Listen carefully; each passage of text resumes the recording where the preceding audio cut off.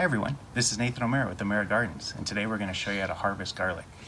These guys were planted back in October and November, and it's been about 8 to 10 months of them growing through the winter and the spring, and now they're ready. So how do you know when they're ready to harvest? You can come up and look at your plants, and what you're looking for is 3 to 4 leaves that are starting to dry at the bottom here.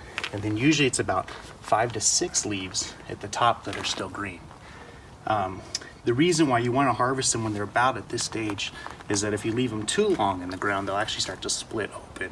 So again, look for your brown leaves at the bottom and then about 5 to 6 leaves on the top.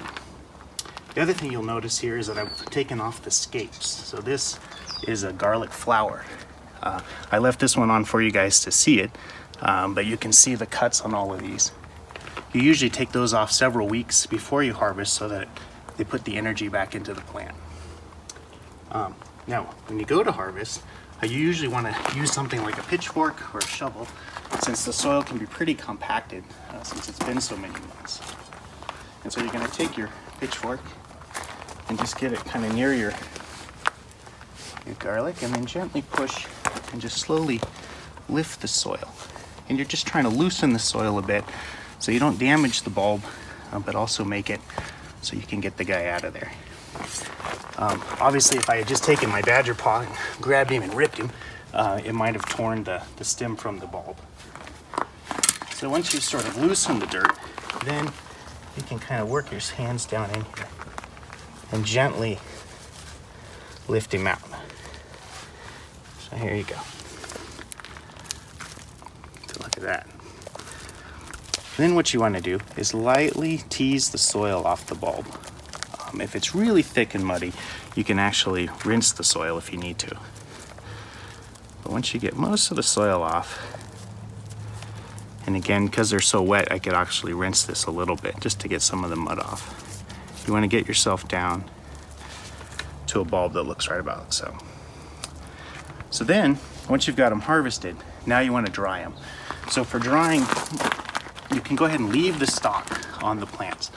You also want to leave the roots, and so what you want to do is find a well-ventilated area that's dry, that's also shady, so a good shed or a garage is a good place. Some people like to actually braid their stalks and then hang them.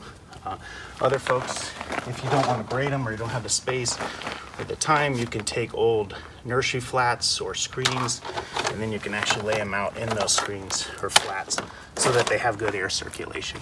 So I'm going to harvest all these guys and then lay them out in my garage in a nice long row. It takes about 4 to 6 weeks or so for them to fully cure, and then once they fully cure and are fully dry, then you can go and cut the stalks off. So when you go to cut the stalks, you want to cut about, you can leave about 1 inch or so. So I would remove this and then I would trim the roots. The one thing you want to remember though is that once they're fully dry, is you want to think about next year.